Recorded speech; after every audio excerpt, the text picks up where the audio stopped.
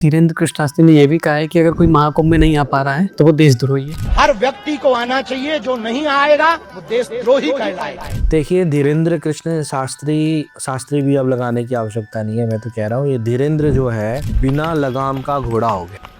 धीरेन्द्र कृष्ण चंद्र शास्त्री की जब जब जरूरत होती है तब तब उनकी जितनी सिद्धियां हैं सब पिकनिक मनाने चली जाती हैं। कि जब लक्ष्मण जी को तीर लगा तब राम जी ने किसको बुलाया? हनुमान जी को बुलाया। और क्या कहा राम जी ने हनुमान जी को कि हनुमान जी मेरे भाई को ठीक करो। तब हनुमान जी ने कहा प्रभु ये मेरा काम नहीं है, ये तो डॉक्टर का काम है, ये तो वेद जी का काम है। ऐसे ऐसे हवा में यूं किया, वो छोटा सा गोटा लेकर घूमते हैं, वो ऐसे ऐसे किया या और एक्टिंग कर दिया, हाँ वो कर दिया बंदर जैसे। उनको तो सब लोग सपोर्ट करते हैं। रामभद्राचार्य जी को इतने पूजनीय है, वो भी सपोर्ट करते हैं उनका। अब देखिए आपको ये बड़ी बात चुभ जाएगी रामभद्राचार्य जी के लिए कि जैसा गुरु वैसा चेला, और दोनों नरक में ठेलम ठेला। आज भक्ति करना चाह रहा है और हिरण्याकश्यप को कह रहा है नहीं तू गलत है, नहीं तू ढोंगी है, नहीं तू बदमाश है। तो वैसे ही रामभद्राचार्य जी ने काम कर दिया कि वो हिरण्याकश्यप का रोल उन्होंने निभा दिया और प्रहलाद का जो रोल था अभिनव अरोड़ा ने निभा दिया। जय श्री राम महाराज जी। जय श्री राम जी। कैसे हैं आप? बिल्कुल बढ़िया भैया जी, आप कैसे? हम भी अच्छे। बताइए। आपने जैसे भी एक बयान दिया है धीरेन्द्र कृष्ण शास्त्री जी के ऊपर जी कि आपने बोला है कि उनकी सिद्धियां पिकनिक मनाने गई थी, क्या वो महाकुंभ में प्रेजेंट थे पर उन्होंने वो आस्था के बारे में बताया नहीं जी। तो आपने ऐसा बयान दिया। देखिए मौनी अमावस्या की एक रात्रि पहले जी धीरेन्द्र कृष्ण शास्त्री वहीं थे और उन्होंने ये दावा किया हुआ है कि मैं भविष्य वक्ता हूँ। शंकराचार्य जी अभिमुक्तेश्वरानंद जी ने ये कहा था कि हमारे भारत के अंदर ऐसे जादूगर या ऐसे चमत्कारी व्यक्ति किस काम के जो देश के लिए काम ना आ सके। धीरेन्द्र कृष्ण चंद्र शास्त्री चाहे कितना भी बड़ा भविष्य वक्ता क्यों ना हो, परंतु अगर वो समाज के लिए, धर्म के लिए, हिंदुओं के लिए या हमारे देश के लिए अगर कोई ऐसी सुरक्षापूर्ण बात नहीं कर सकता है जिससे कोई दुर्घटना हमारी घटने से बच जाए, तो ऐसी भविष्यवाणियाँ किस काम की। वो जो दावा करते हैं कि मेरी शक्तियाँ, मेरी सिद्धियाँ, मैं सबके भविष्य को बता दूंगा, मैं नेताओं की कितनी महिलाएं हैं ये बता दूंगा, मैं उसका कितने लोगों के साथ में चक्कर चल रहा है मैं ये बता दूंगा, तुम्हारी पत्नी किसके साथ में है मैं ये बता दूंगा, तुम्हारी नौकरी कब लगेगी मैं ये बता दूंगा, तुम कब जियोगे और कब मरोगे मैं ये बता दूंगा।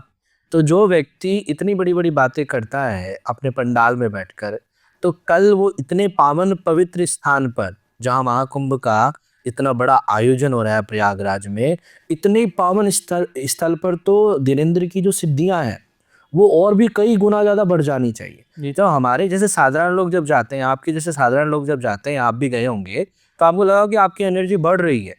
तो धीरेन्द्र शास्त्री तो इस पूरे भारत के लोग ये मानते हैं कि भविष्य वक्ता ही हमारे जीवन को सुधार देगा। हमारे कल कौन सा सट्टा लगने वाला है ये कल सट्टे के बारे में बता देगा। अधिकतर वही लोग उनके साथ जुड़े हुए हैं, तो कल सट्टा कौन सा लगने वाला है ये सट्टा बता देगा, कल क्या होने वाला है ये कल बता देगा। तो जब ये इन बातों पर इतनी खुलकर चर्चाएं कर लेते हैं, तो क्या मौनी अमावस्या की एक रात पहले जब ये खुद वहाँ थे, चलो वहाँ नहीं होते तो भी इस बारे में बात नहीं की जाती, जब ये खुद वहाँ थे तो क्या इनको थोड़ा सा भी ये महसूस नहीं हुआ?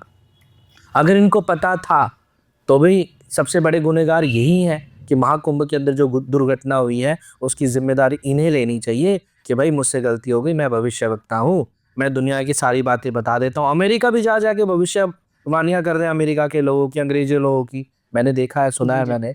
तो क्या हमारे महाकुंभ के अंदर जो दुर्घटना होने वाली थी, तो जिन हिंदुओं की ये बात करते थे, जो हिंदू उनकी आंखों के सामने मरे हैं, क्या उनके बारे में कह नहीं सकते थे प्रशासन को, या योगी जी को फ़ोन नहीं कर सकते थे, या जो नेता उनके साथ घूम रहे थे उसी रात को वीवीआईपी कल्चर में जो सो रहे थे अपने अपने टेंटों के अंदर, तो क्या ये उनको नहीं बता सकते थे कि अभी रात्रि में 2:30-3 बजे के अंदर ये घटना घटने वाली है, इसको ऐसे रोका जा सकता है। अगर ये सिद्धियाँ आपके पास होती तो आप हकीकत में बताइए कि आप ये बात प्रशासन को बताते कि नहीं बताते? जरूर बताते। निश्चित तौर पर आप बताते।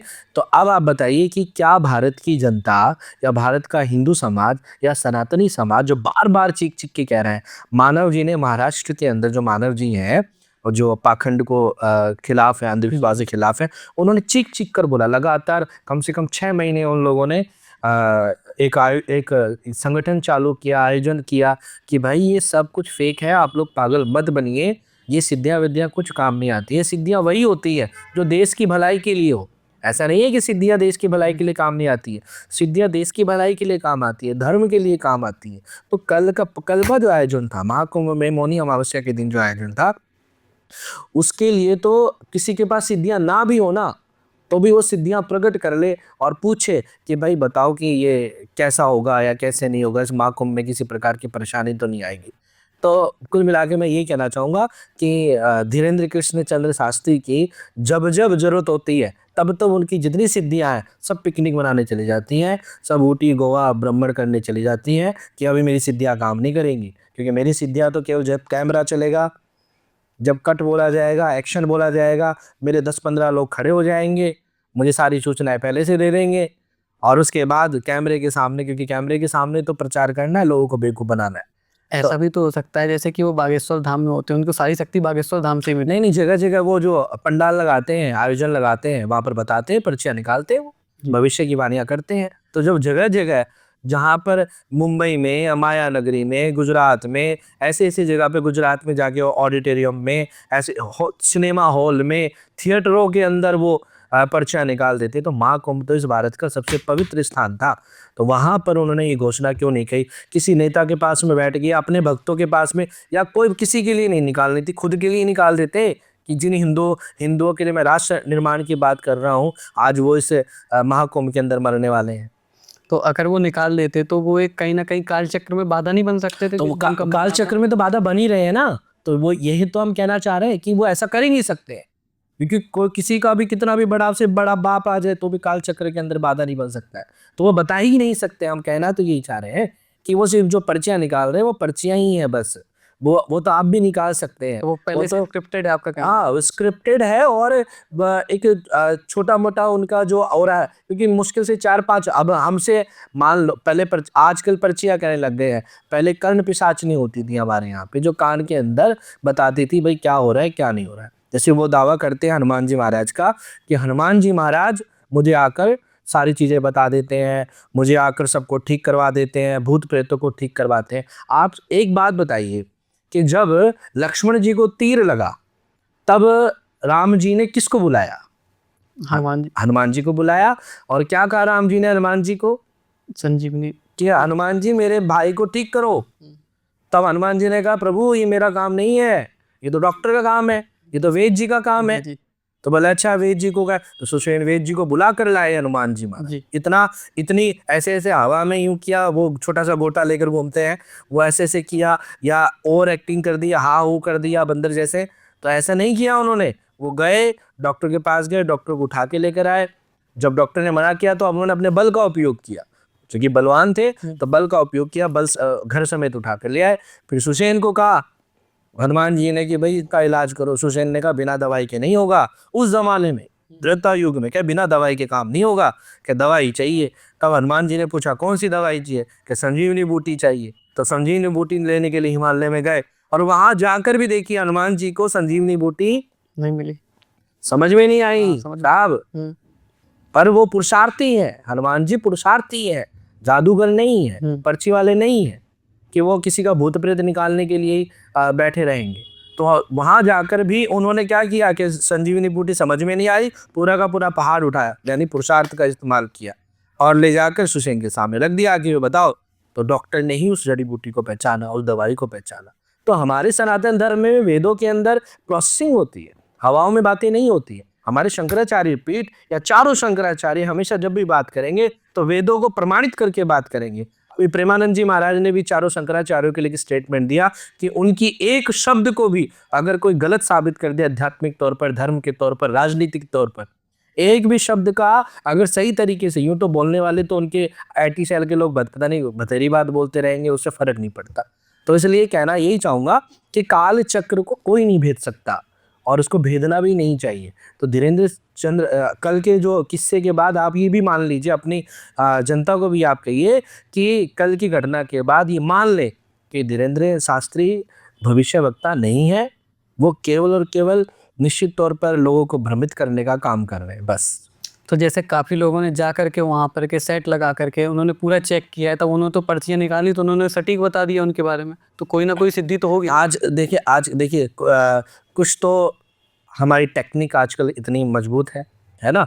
आपके आधार कार्ड से, आपकी आंखों से, या आधार कार्ड भी छोड़ दीजिए, आप किसी कैमरे के सामने से निकले, आपकी आंखों से आपकी आधार कार्ड, आपका नाम सब निकल जाएगा। आपके आधार कार्ड से आपके भाइयों का नाम निकल जाएगा, आपके परिवारों का नाम निकल जाएगा। और व्यक्ति को देखकर हम अपने आप अनुभव लगा लेते हैं कि ये व्यक्ति किस प्रवृत्ति का है या किस तरीके से है, उसको क्या चाहिए। कोई गरीब व्यक्ति आएगा तो निश्चित तौर पर धन की मांग होगी, कोई मोटा आदमी आएगा तो निश्चित तौर पर बीमार होगा। तो 100 लोगों में से 50 की जिनकी बातें सही निकल जाती है वो टीवी पे आ जाते हैं और भक्त बन जाते हैं।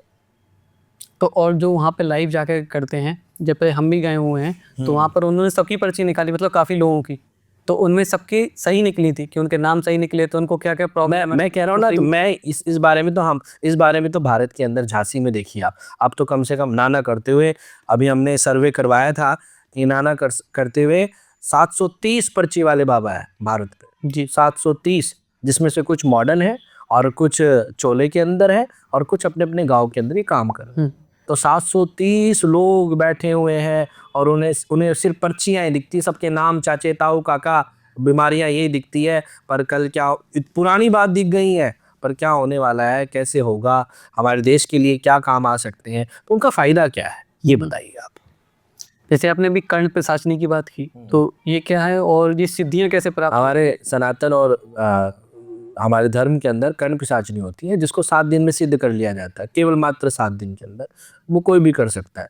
हम लोगों ने कई लोगों को सिद्ध करवाया है, हमारे गुरुओं ने कई लोगों को सिद्ध करवाया है। कर्ण पिशाचनी होती है जो कान में आकर आपको कह जाती है कि ये काम है, ये उसे कुछ कमिटमेंट होते हैं जिसको आपको पूरा करना होता है नित्य प्रतिदिन, और बस वो आपको बता देती है और आप सामने वाले को बता देते हैं।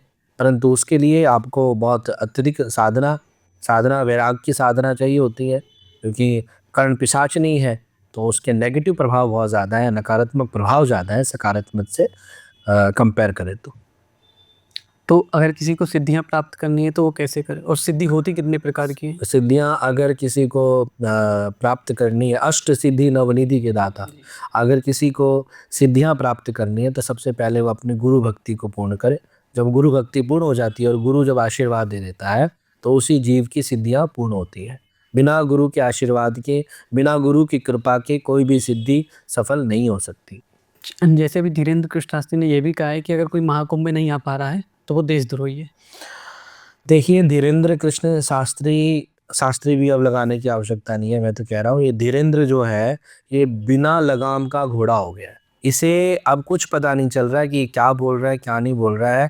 जब कहते हैं कि अभिमान और ये जो जनता है जब ये सर पे चढ़ जाती है और सर पे चढ़ के बोलती है तो व्यक्ति बिना लगाम के घोड़े जैसा हो जाता है कि बस उसको बकना है, बोलना है और दौड़ना है। राष्ट्रद्रोही का शब्द इस्तेमाल करना मतलब बहुत बड़ी बात होती है।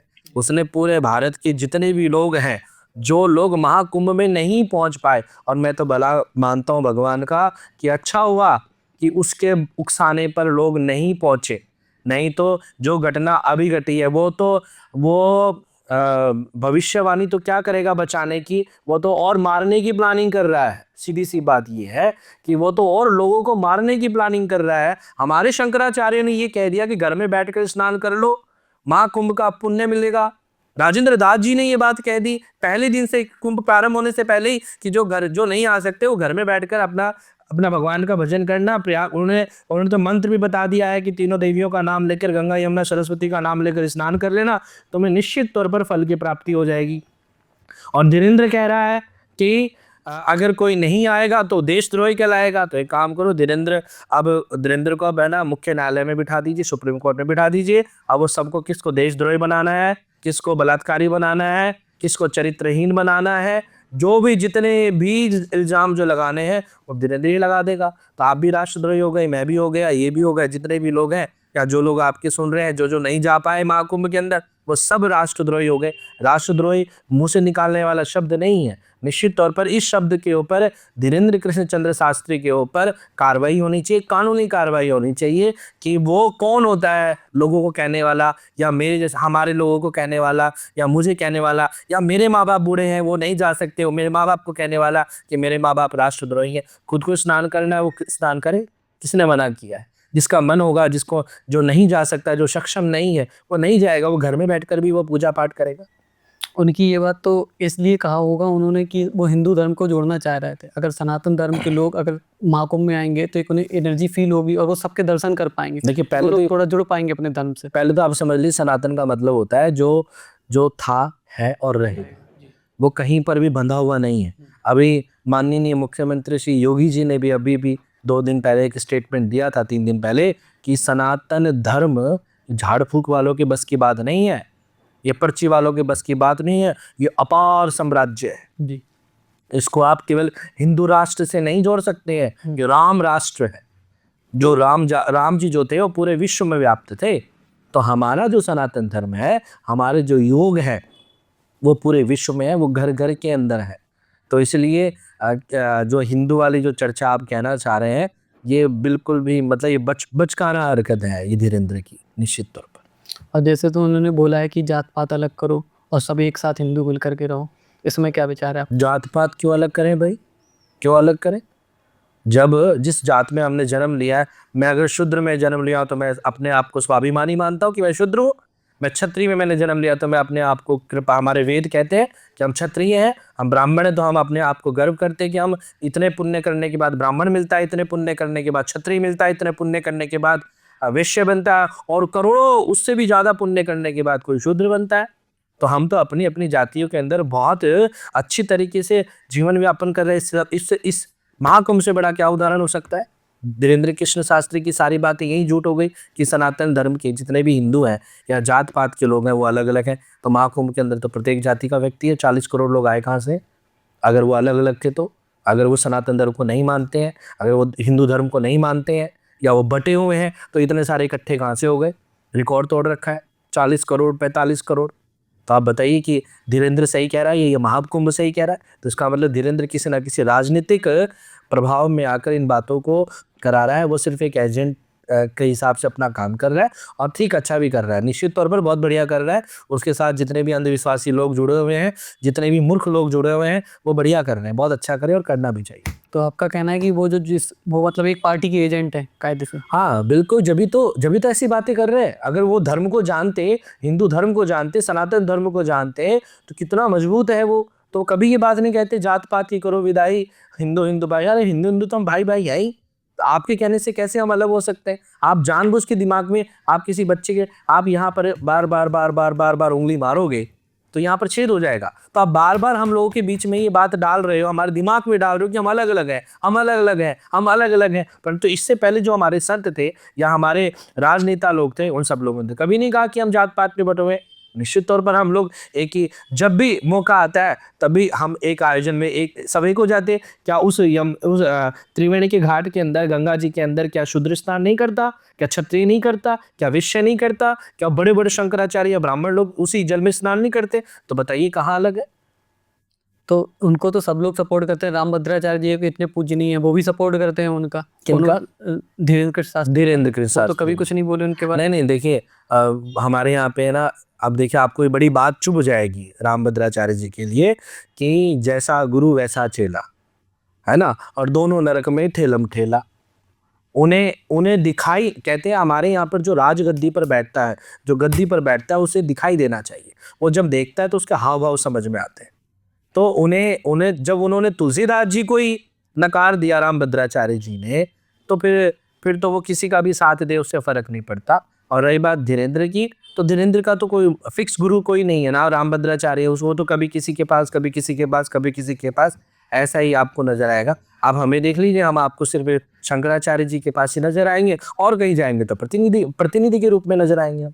जैसे आपने अभी तुलसीदास जी की बात की, तुलसीदास जी को नकार दिया इस बार। कहा ना उन्होंने कि तुलसीदास जी ने जो हनुमान चालीसा लिखी है, वो पूर्ण रूप से उसके कुछ जो लाइनें हैं तुलसीदास जी ने गलत लिख दी है कि शंकर स्वयं केसरी नंदन होना चाहिए, शंकर सुवन केसरी नंदन नहीं होना चाहिए, और भी बहुत सारी लाइनों को उन्होंने बताया। पर जैसे उन्होंने बताया, तो जितने भी हमारे उच्च कोटि के संत हैं, चाहे राजेंद्र नाथ जी मान लीजिए, चाहे शंकराचार्य जी, निश्चलानंद जी, पूरी पीठ के अधिपति, उन्होंने स्पष्ट रूप से कहा है कि ये मूर्खों की चर्चाएं हैं। मूर्ख रूपी ये जो लोग बैठे हुए हैं, जो तुलसीदास जी को ही नहीं समझ पाए, वो हम जैसे लोगों को क्या समझ पाएंगे। तो उन्होंने जो फेरबदल किए हैं तुलसीदास जी हनुमान चालीसा में या रामायण में वो निश्चित तौर पर नकार दिए गए। जैसे आप शंकराचार्य ज्योतिर्मठ शंकराचार्य जी से जुड़े हुए हैं, तो उनके बारे में काफ़ी ज़्यादा बातें होती हैं कि वो फर्जी हैं, उनको उनके गुरु ने सीट नहीं दी, वो खुद बन गए। तो इस बारे में आपकी क्या राय नहीं है? देखिए, निश्चित तौर पर आपको जानकारी नहीं है। अभिमुक्तेश्वरानंद जी भगवान शंकराचार्य जी का जो सब लोग कहते हैं कोर्ट में केस चल रहा है, ये है जी, वो जी, है, जी। तो वो कोर्ट में केस इस बात का नहीं चल रहा है कि वो शंकराचार्य हैं कि नहीं है। वो तो शंकराचार्य है ही, वो उनका तो पट्टाभिषेक हो चुका है शंकराचार्यों के द्वारा। दोनों शंकराचार्य उपस्थित होने चाहिए और बड़े तरीके से और बहुत ही सिस्टमैटिक, शायद हो सकता है कि अभी तक के जितने भी शंकराचार्य हैं उन सब की कृपा और आशीर्वाद से अभिमुक्तेश्वरानंद जी महाराज जो काम कर रहे हैं उनका सामी कोई नहीं है। और जैसे उनके ऊपर जो आप कह रहे हैं इल्ज़ाम लगाए जाते हैं, तो देखिए भगवान कृष्ण क्यों 100 गालियाँ दी गई, हुँ, शिशुपाल ने कितनी गालियाँ दी, कितना कुछ कहा, परंतु भगवान कृष्ण काम करते रहे, करते रहे, करते रहे और अंत में उन्होंने धर्म की स्थापना कर दी।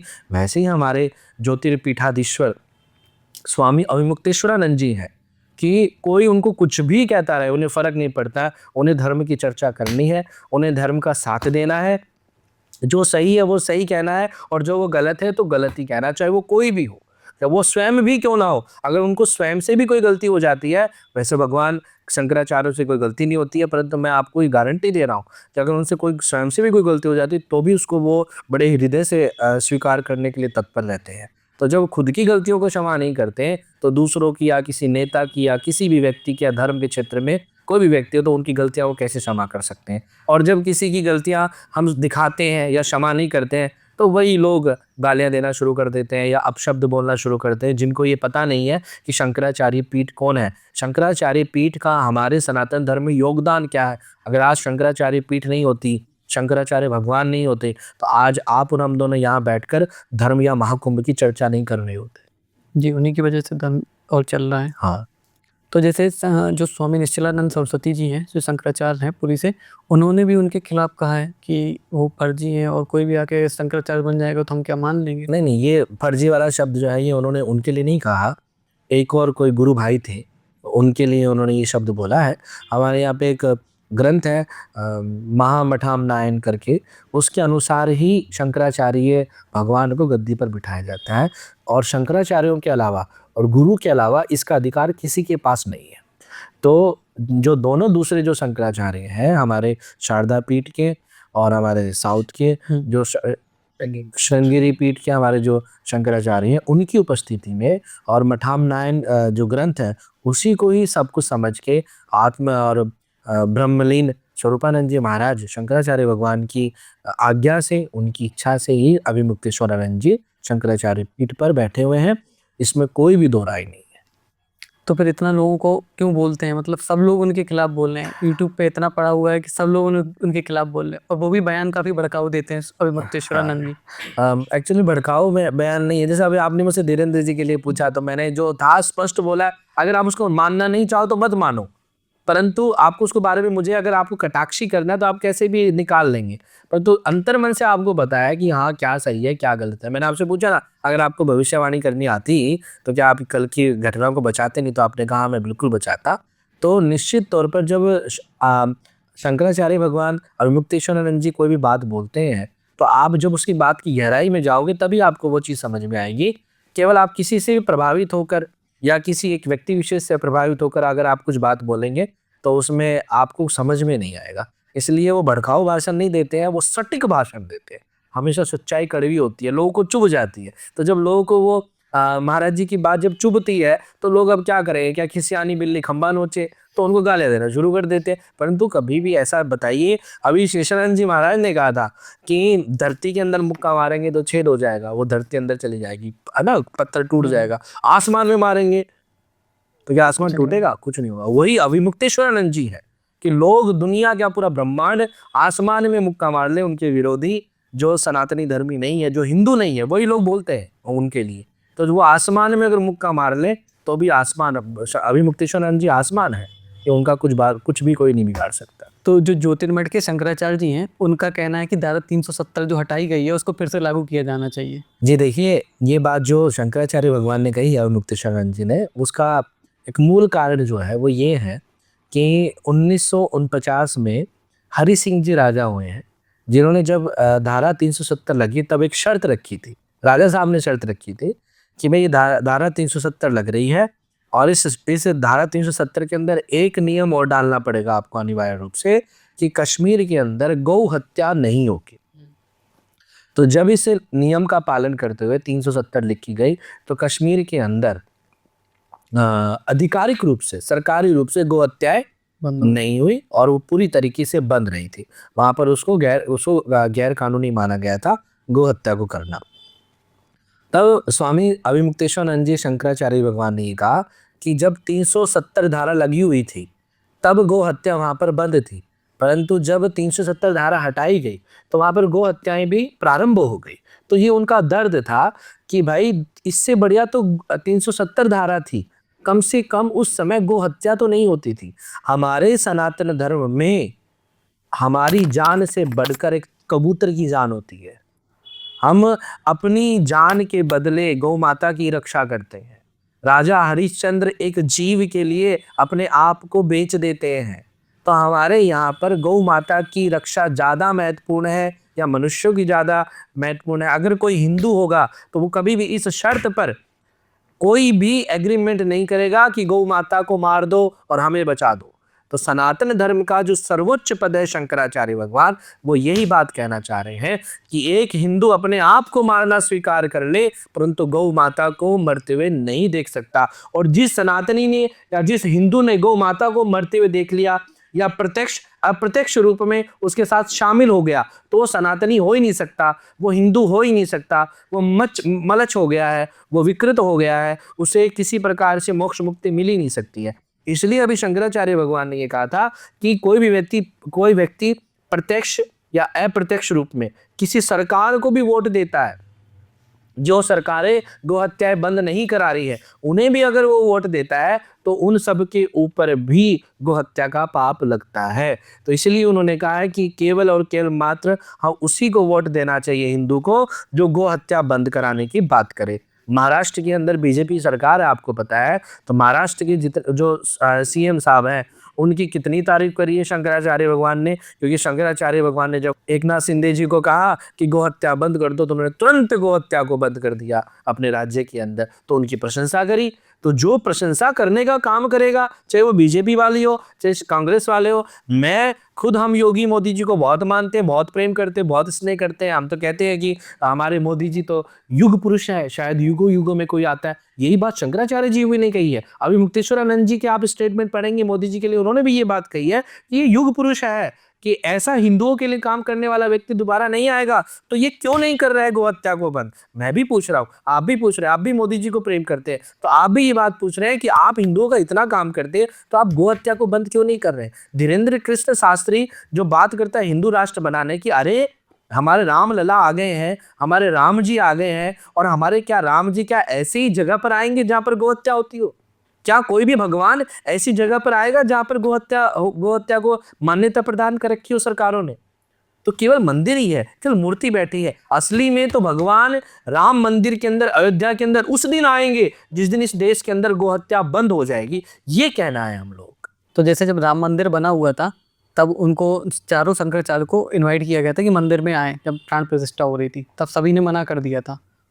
तो ऐसा क्यों किया था उन्होंने? देखिए, देश और धर्म दोनों जो है, दोनों की अपनी अपनी मर्यादा और दोनों की अपनी अपनी आवश्यकता है।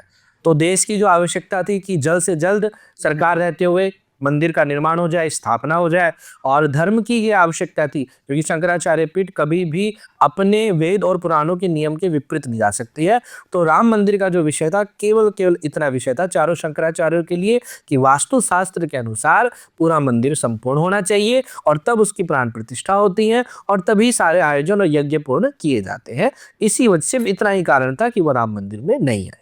तो जैसे अभी आपने अखाड़ों के बारे में बात की, तो ये कई सारे अखाड़े हैं जो महाकुंभ में लगे हुए हैं, तो एक बार इन अखाड़ों के बारे में बताइए। देखिए, धर्म की रक्षा खातिर जो अखाड़े बनाए थे, आदि गुरु श्री शंकराचार्य के बाद जो मुख्य आदि गुरु श्री शंकराचार्य भगवान हुए हैं, उनके बाद जो 4 शिष्य हुए हैं, और उन्होंने जब 10 महाअखाड़ों की स्थापना करी, 10 नामी अखाड़ों की स्थापना करी। अब आप देखिए, बड़ी रोचक बात है कि ये जो 10 महाअखाड़े हैं इनकी स्थापना करने वाले कौन है? आदि गुरु श्री शंकराचार्य और शंकराचार्य पीठ। अब देखिए 10 महाअखाड़े भी कहाँ चले गए? राजनीति की तरफ चले गए। वो पीठ वहीं की वहीं है, वो किसी को सपोर्ट नहीं करती है, वो सिर्फ सत्य का सपोर्ट करती है। परंतु इन 10 महाअखाड़ों की जिम्मेदारी ये थी कि शंकराचार्य पीठ की रक्षा करे, क्योंकि शंकराचार्य पीठ का काम क्या था? कि धर्म की रक्षा करे। परंतु ये जो 10 नामी अखाड़े हैं इनमें से कई अखाड़ों ने अपने रास्ते बदल लिए, ये शंकराचार्यों को नहीं पूछते।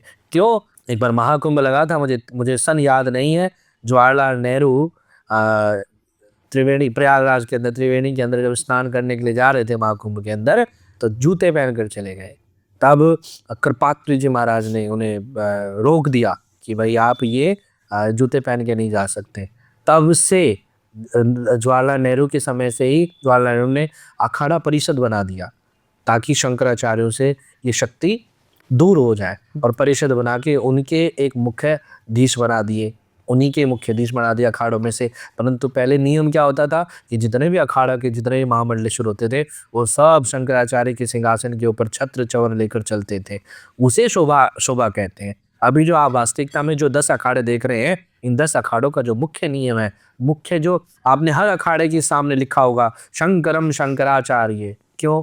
जब आपके अखाड़े हैं तो आपका सारे काम भी अलग होने चाहिए, और जब आप जिस पीठ का नाम ले रहे हैं तो आपको उस पीठ के प्रति समर्पित भी होना चाहिए। परंतु जिस स्तर पर इन्हें काम करना चाहिए, अवधेशानंद जी को इन चारों पीठों के प्रति जिस तरीके से समर्पित होना चाहिए उस तरीके से अवधेशानंद जी या ये जितने भी अखाड़े हैं वो समर्पित नहीं हो पा रहे हैं, जिसके कारण से धर्म की हानि हो रही है।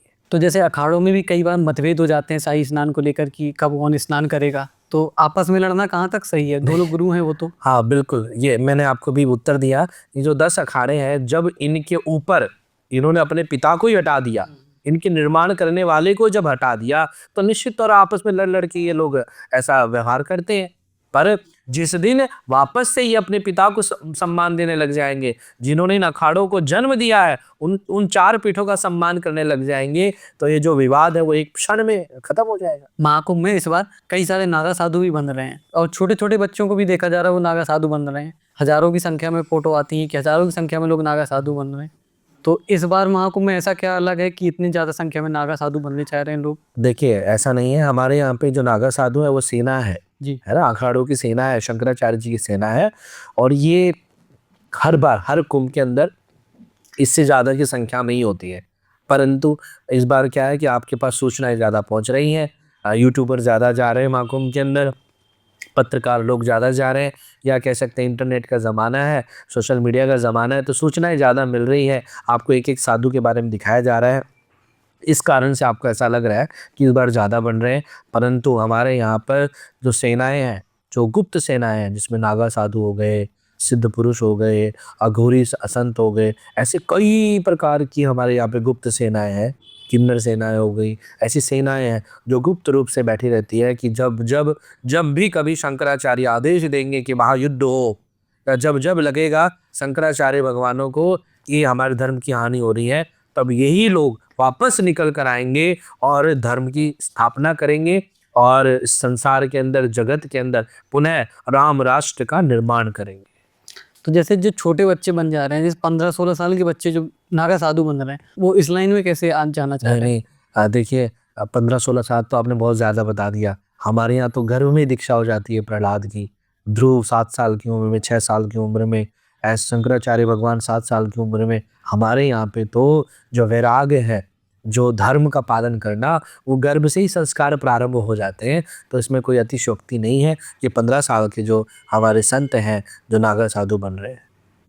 और महाकुंभ में कई नागा साधु ने समाधि ली है, जो कई सालों से प्रतीक्षा कर रहे थे महाकुंभ की, और महाकुंभ आया, फिर वहाँ जाकर उन्हें समाधि ले ली। तो महाकुंभ में अगर कोई प्राण त्यागता है या कोई समाधि लेता है तो उसको क्या मतलब कौन सी योनि में जन्म मिलता है, या वो जन्म मरण के बंधन से मुक्त हो जाता है? आपने भीष्म पितामह की घटना सुनी होगी जी, कि जब भीष्म पितामह को तीर लगे तो उन्होंने भगवान केशव को कहा कि हे माधव, हे केशव, मुझे इच्छा मृत्यु का वरदान प्राप्त है, और मैं अपनी इच्छा मृत्यु कब करना चाहता हूँ कि मकर संक्रांति, यानी मकर संक्रांति जब सूर्य भगवान उत्तरायण होते हैं उस समय मैं अपने शरीर का त्याग करना चाहता हूँ।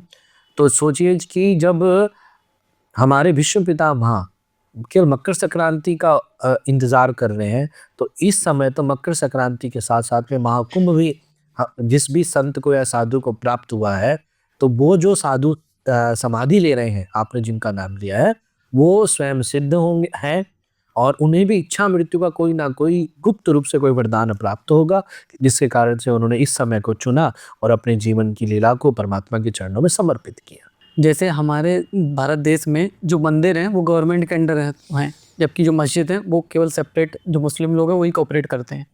तो हमारे कहाँ जब मंदिर गवर्नमेंट के कंट्रोल में क्यों है, और इसको हमें निकालना नहीं चाहिए कि ये लोगों को, जैसे शंकराचार्य जी की बात करी, तो उनको देना चाहिए इनका कंट्रोल। जी, हमारे महाकुंभ के पूर्णिमा के दिन शंकराचार्य जी की जो धर्म परिषद संसद है उसमें एक प्रस्ताव पारित हुआ है कि जितने भी भारत के अंदर जितने मंदिर हैं, लगभग 4 लाख से ऊपर की संख्या बताई है, जो सरकारीकरण के अधीन है, उन सभी सरकारीकरण के जो अधीन मंदिर हैं उन सभी को मुक्त कराने की एक बहुत बड़ी योजना प्रारंभ हो गई है और उन्हें धर्म आदेश पारित भी कर दिया है। मैं भी मेवाड़ का धर्म प्रमुख हूँ, धर्मांसद अधिकारी हूँ। मैंने भी ये प्रारंभ कर दिया है कि चित्तौड़गढ़ के अंदर और उदयपुर के अंदर आपने श्रीनाथ जी का मंदिर सुना होगा और चित्तौड़ के अंदर सांवरिया सेठ का मंदिर सुना होगा। इन दोनों मंदिरों को सरकारीकरण से मुक्त कराने के लिए हमने भी योजनाएं प्रारंभ कर दी है। हमारी जो बात ये, और आपको एक अच्छी बात ये बता दें कि आर्टिकल 25-26 के अनुसार कि जो भी मंदिर जो के पास पैसा आता है उसका उपयोग केवल मंदिर अपने धर्म के अनुसार ही कर सकता है, उसका उपयोग कोई भी सरकारी कर्मचारी या सरकारी उपयोग नहीं कर सकती है। परंतु इस नियम का, इस आदेश के बार बार उल्लंघन किया जा रहा है। जो राज्य सरकार है वो इसको पालन नहीं कर पा रही क्योंकि आवाज़ नहीं उठा रहा। परंतु अब आवाज़ें प्रारंभ होंगी और जिन लोगों ने इन मंदिरों की स्थापना करी है, जिन समाज ने, जैसे हमारे श्रीनाथ जी में वल्लभ संप्रदाय है, राज परिवार है, जिन्होंने बड़ी मेहनत करके इन मंदिरों की स्थापना करी, अपना जीवन दिया, अपना समय दिया, अपनी भक्ति दी।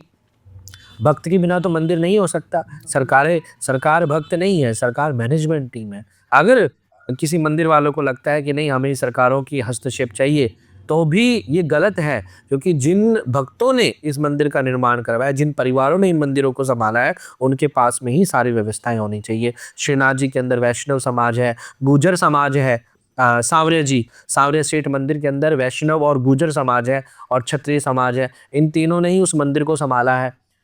वैष्णव समाज जो है वो उसका देख रेख करता है और गुर्जर समाज के सपने में ही सांवरिया सेठ जी आए हैं और क्षत्रिय समाज जो है, राजा परिवार है, उन्होंने मंदिर का निर्माण किया है। तो आप बताइए कि किसे इसका अधिकार मिलना चाहिए? निश्चित तौर पर उन परिवारों को ही मिलना चाहिए ना।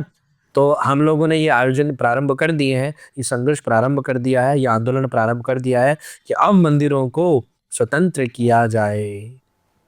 और जैसे एक वक्फ बोर्ड है, ऐसा ही चर्चा हो रही कि सनातन बोर्ड की भी बननी चाहिए। जैसे अभी दिल्ली में कुछ समय पहले मीटिंग भी हुई थी सनातन बोर्ड को बनाने के लिए। तो इसके बारे में आपकी क्या राय है कि बन जाएगा ये या फिर नहीं बनेगा कभी? नहीं, आपको शायद सूचना नहीं है, आपको मैं बता दूं, महाकुंभ के अंदर पूर्णिमा दिवस पे जो प्रथम स्नान था, उस दिन परम धर्म संसद परिषद बन चुका है और सनातन परिषद जो धर्म संसद होता है जिसके अंदर धर्म की चर्चा करके धर्म आदेश पारित किया जाता है, वो परिषद ऑलरेडी बन चुका है। शंकराचार्य अभिमुक्तेश्वरानंद जी और चारों पीठों के शंकराचार्य और महामंडलेश्वरों की उपस्थिति में वो कार्य प्रारंभ है। आप भी इंटरनेट पे डालेंगे तो धर्म संसद करके शंकराचार्य जी आ जाएंगे, आपको यूट्यूब पर दिख जाएंगे। और जब और उन्होंने कौन कौन से आदेश पारित किए हैं वो सारे के सारे वहाँ पर आपको दिख जाएंगे। इसलिए धर्म संसद परिषद, या उसको आप बोर्ड कहेंगे, वो बन चुका है और वो संचालित भी है। उन्हीं के हम धर्म प्रमुख हैं, धर्मांसद अधिकारी हैं। अभी और भी बहुत सारे संत वहाँ पर धर्माधीश बन रहे हैं। धर्माधीश जो है वो हमारे श्री शंकराचार्य अभिमुक्तेश्वरानंद जी हैं, चारों पीठे हैं, उसके नीचे सारी प्रक्रियाएं हैं।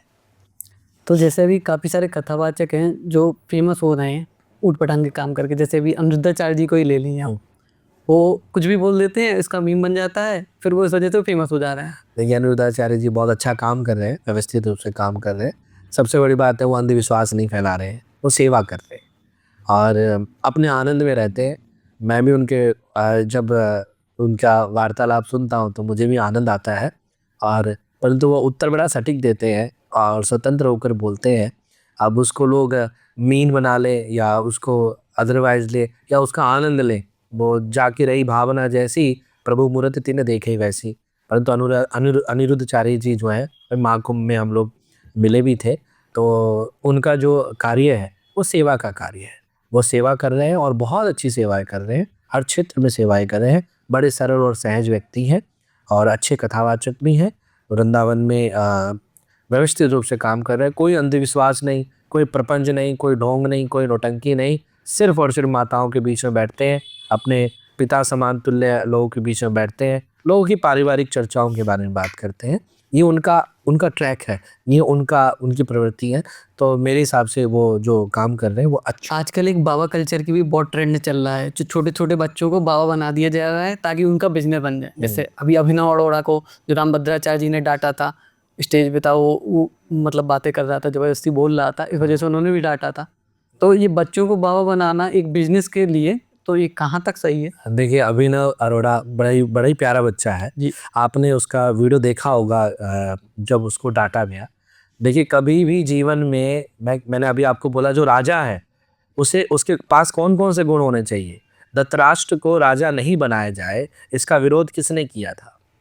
वेदव्यास जी ने। और वेदव्यास जी ने कहा था कि हे माते, सत्यवती जी को कहा था कि हे माते, धृतराष्ट्र राजा बनने योग्य नहीं है, क्योंकि वो सुन तो लेगा परंतु चेहरे के भाव नहीं पकड़ पाएगा, और जब कोई व्यक्ति चेहरे के भाव नहीं पकड़ पाएगा तो अन्याय कर देगा। तो उस दिन जो उस बच्चे के साथ जो वो अन्याय था, वो बड़े भाव से बोल रहा था श्री रामचंद्र भगवान की जय। उसमें आपको क्या गलत नजर आ गया? उसको मंच पर किसी ने तो बुलाया होगा, तभी तो वो मंच पर आया था। जब मंच पर बुला लिया और मंच पर बुलाकर उसका अपमान कर दिया, तो निश्चित तौर पर मैं तो ये मानूंगा कि ये प्रहलाद का अपमान हो गया है, ये एक छोटे से बच्चे ध्रुव का अपमान हो गया है। दूसरी बात, बाबा कल्चर नहीं है, आजकल सोशल कल्चर ज़्यादा है, मीडिया कल्चर ज़्यादा है, इंटरनेट कल्चर ज़्यादा है। हमारे यहाँ पे तो सनातन धर्म के बच्चे हमेशा से ही परिपूर्ण रहे हैं, हमेशा से धर्म का काम करते रहे हैं, हमेशा ही भगवान की भक्ति करते रहे हैं। परंतु आजकल फोन आ गया है तो सबका मन होता है कि मैं अगर भजन पे नाच रहा हूँ तो मैं 2-4 लोगों को भी दिखा देता हूँ, तो वो लोग भी देख लेते हैं। तो ये कल्चर नहीं, ये बच्चे सच में इनके अंदर भक्ति का प्रादुर्भाव हुआ है। जितने भी लोग हैं इनके अंदर, ये लोग क्या कर रहे हैं? भजनों पे नाच रहे हैं, या भगवान अपने कि मैं वृंदावन दर्शन किया, मैंने वृंदावन की मलाई खाई, वृंदावन की दही खाई, इसमें आपको क्या बुरा लग रहा है? और कमा कहाँ रहे हैं कि भाई कोई व्यक्ति अगर कोई अच्छा बोल रहा है, आपको कोई अच्छा लगा तभी तो आप दे रहे हो। छीना झपटी तो नहीं कर रहा ना कोई बच्चा। आज धीरेन्द्र शास्त्री, फिर बार बार उन्हीं का नाम आ जाता है कि भाई उनकी पर्चियां लोगों को अच्छी लग रही है तभी तो लोग दे रहे हैं। तो ये तो अपना अपना सबका एक माहौल है। इसमें रामभद्राचार्य जी ने जो उस बच्चे के साथ में किया वो निश्चित तौर पर पूरी तरीके से गलत था। उन्हें अपनी योग दृष्टि से, लोग कह रहे कि योग दृष्टि से देख लिया इस बच्चे को। आज छोटा सा बच्चा है, आपको तनिक ये सोचना चाहिए था इस बच्चे के दिमागी स्तर पर क्या प्रभाव पड़ेगा। लोग उसके पीछे पड़ गए, लोग उसको क्या अरे कली को खिलने तो दो, अभी आप उसका पोषण तो कर दो, परंतु कली को खिलने से पहले ही मसल दोगे। तो ये तो निश्चित तौर पर रामभद्राचार्य जी ने वो हिरण्यकश्यप वाला काम कर दिया कि प्रहलाद भक्ति करना चाह रहा है और हिरण्यकश्यप उसको कह रहा है नहीं तू गलत है, नहीं तू ढोंगी है, नहीं तू बदमाश है। तो वैसे ही रामभद्राचार्य जी ने काम कर दिया कि वो हिरण्यकश्यप का रोल उन्होंने निभा दिया और प्रहलाद का जो रोल था वो हमारे अभिनव अरोड़ा ने निभा दिया। वो भविष्य में क्या करेगा वो बात नहीं है, परंतु वो बालक है और हमारे यहाँ पे तो बालक के अंदर वैसी परमात्मा को देख लिया जाता है, वैसे ही वो पूजनीय बन जाता है कि वो बालक है। तो इसलिए ये बाबा कल्चर नहीं है। कोई नए बच्चे जो हैं वो बाबा नहीं बन रहे हैं। ये तो हमारे सनातन धर्म की सुंदरता है कि हमारे यहाँ पर छोटे छोटे बाल बालिकाएं मंदिरों के अंदर घंटियाँ बजाते हैं, हनुमान चालीसाएं पढ़ते हैं, धर्म का पालन करते हैं, वृंदावन के अंदर समय निकाल कर वृंदावन के अंदर जा रहे। देखिए अब वृंदावन में कितने युवा वर्ग है, युवा वर्ग समझदार हो गया है कि भक्ति मार्ग को चुनना है। लेकिन उसके जो पुराने वीडियो जैसे कि देखेंगे, वो चिकन खा रहा है, कुछ भी बातें बोल रहा है, तो ये सब देख के लोगों का ऐसा ही कहना है कि उनके माता पिता ने जानबूझ करके उन्हें बनाया ताकि वो बिजनेस बन जाए उनका। देखिए हमारे यहाँ पे कहते हैं कि है ना, नकल करते करते असल आ जाती है। है ना। अब आप अभ्यास करते करते करते ना आप अभ्यासित हो जाते हैं। क्या आप है ना, बचपन में क्या होता है स्कूल के अंदर जब आपके माता पिता भेजते हैं तो ऐसे नौटंकी करते हैं कि आप पढ़ रहे हो, आप हो 1 साल के 5 साल के, परंतु आप वो आपको इस तरीके से बिठाते हैं, इस तरीके से करते हैं जैसे कि आप बहुत ज्ञानी हो गए, आपको पढ़ना आ रहा है, परंतु वो अभ्यास करते करते करते करते एक दिन आप डॉक्टर बन जाते हैं, वकील बन जाते हैं। वैसे ही अभिनव अरोड़ा जो है वो ये जो छोटे बच्चे जितने भी हैं, ये जो व्यास गद्दी पर कथाएं कर रहे हैं, मंच पर कथाएं कर रहे हैं, ये अभ्यास कर रहे हैं और अभ्यास करते करते नकल करते करते ये किस दिन असल बने। पर नकल भी तो किसी कर रहे हैं, प्रेमानंद जी महाराज की नकल कर रहे हैं महाराज, क्या नकल किसी कर रहे हैं, क्या शंकराचार्य जी भगवान की नकल कर रहे हैं, नकल किसी राजेंद्र राज जी की नकल कर रहे हैं। भाई हम अपने गुरुओं की नकल करना चाह रहे हैं ना, तो जैसी नकल आप ये बच्चे कर रहे हैं वैसा ही इनका जीवन बनेगा, वैसे ही बनेगा। अब धीरेन्द्र शास्त्री की नकल करते करते कम से कम 730 पर्चियां बनाने लग गए हैं। 730 बच्चे जो है पर्चियां बनाने लग गए, छोटे बच्चे। तो आप इसको क्या कहेंगे? आप पर्ची कल्चर आपको कहना चाहिए, आपको बाबा कल्चर नहीं कहना चाहिए। आपका बहुत बहुत धन्यवाद, आपने हमारे साथ पॉडकास्ट की, बहुत ही अच्छा लगा। इसमें काफ़ी सारी चर्चा हुई और आज एक नया पर्सपेक्टिव मिला धीरेन्द्र कृष्ण शास्त्री जी को लेकर।